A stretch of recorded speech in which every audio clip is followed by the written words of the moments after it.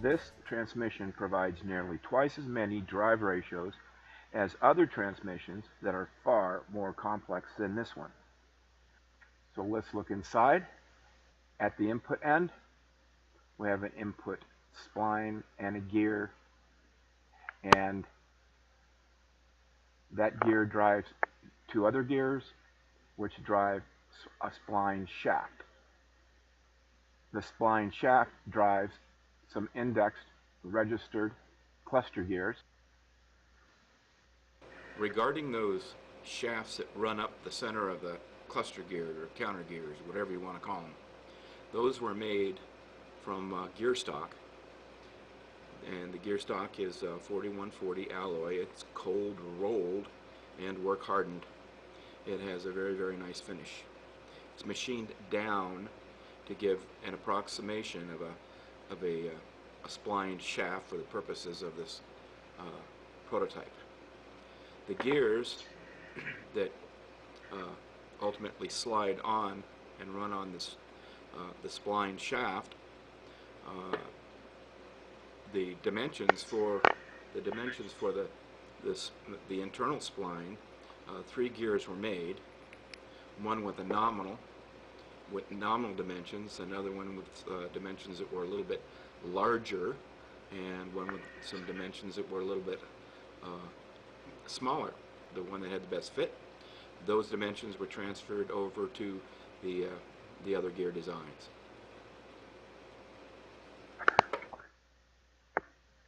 Taking a second view of this, you can see the other cluster gears up here.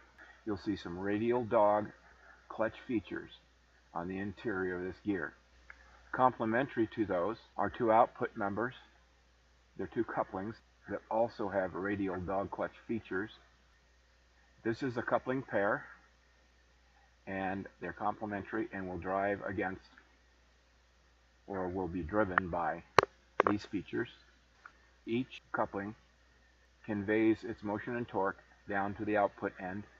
This coupling pair can translate axially along these splines and be positioned just about anywhere within a range and transmit their torques and motions to the sleeve and shaft. They move together as a unit axially, but they are rotationally independent. Output or ratio gears mount up the middle and are driven by and supported by and located by the cluster gear pair. Both of the couplings can engage in one gear, or one may be in one gear and the other in another gear, or once again both in the same gear.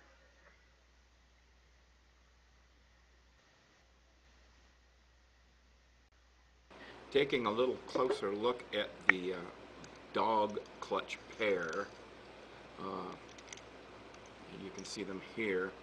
The features on the dog clutch features themselves, they're shown as kind of sharp here. Actually, in reality, they're a bull nose here and here, and in fact on all of them. As well, the gears that run up the middle, the ratioing gears I call them, those mating features also are bull-nosed here and on the back side. Now we can add in the rest of the output or ratioing gears or ratio gears, as you can see, and there is also a reverse gear, which is immediately adjacent what you would call first gear. Reverse gear is driven by a pair of idlers or reverse idlers, as you can see. We can look at all this with respect to some parts that have already been built.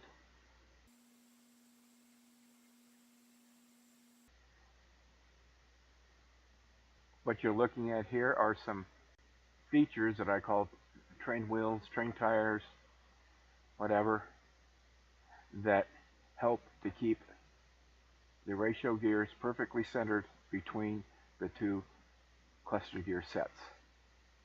To get a little better view of reverse gear, we can see it running.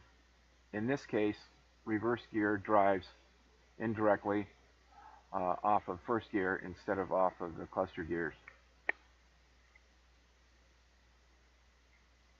Since you've seen the gears rotating, now let's look at a view up the center.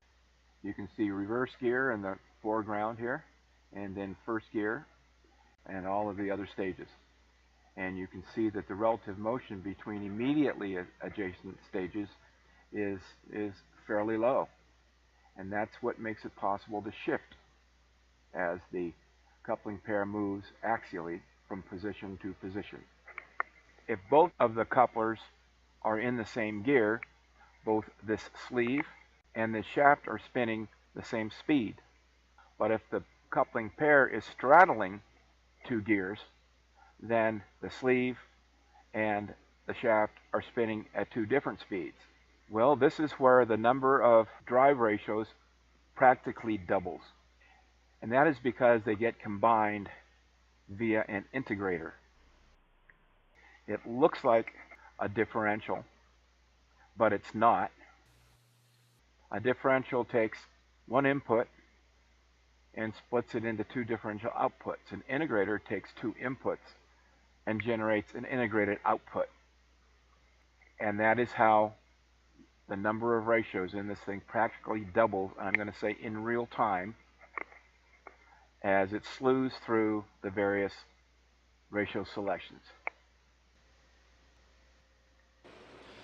It would be a little difficult for me to actually make the bevel gear integrator as you see shown in the CAD.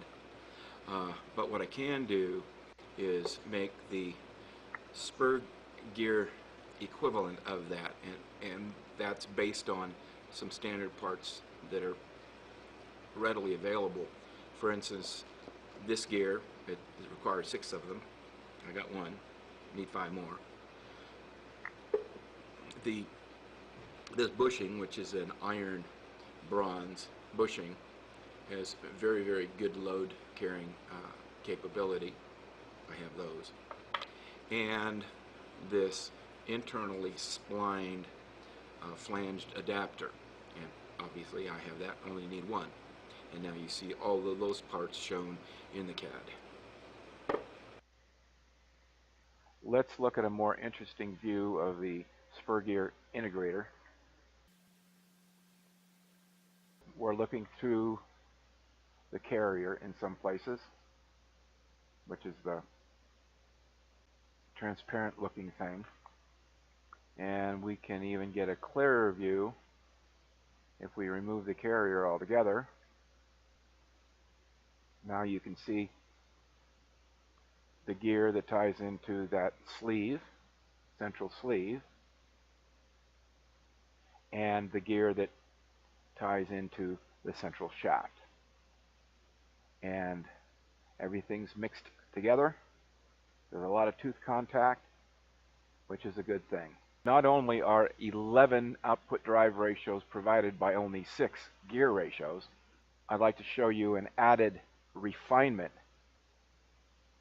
What I've done is rotated the transmission on its axis to show you what I call the non-linear ratio spread. This curve passes through the pitch diameters where the ratio gears and the cluster gears mesh.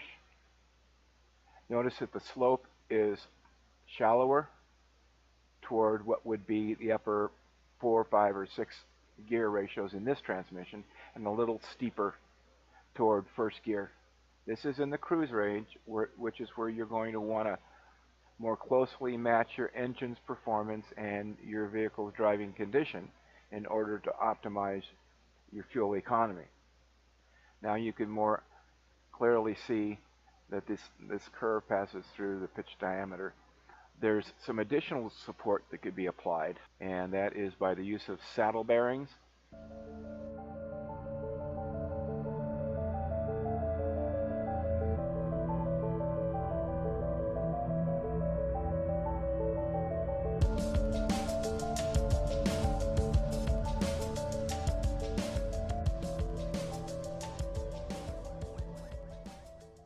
question now arises, how do you control something like this? Well, since you only have one shifting element, kind of leaves the field wide open as far as control methods. One is servo-hydraulic, where you have a pump, an accumulator, a servo valve, a controller that responds to operator input, some sensors. Anybody who knows servo-hydraulics knows how quickly uh, something like this can be positioned, and with the speed that the accumulator provides, control would not be an issue. So now there's a seal here for rotational only, a seal here for rotation and axial movement, something that looks like a piston ring between this single shifting element and this cylinder wall, and a spline seal. So now you have two confined spaces. You treat it just like a double-acting hydraulic cylinder.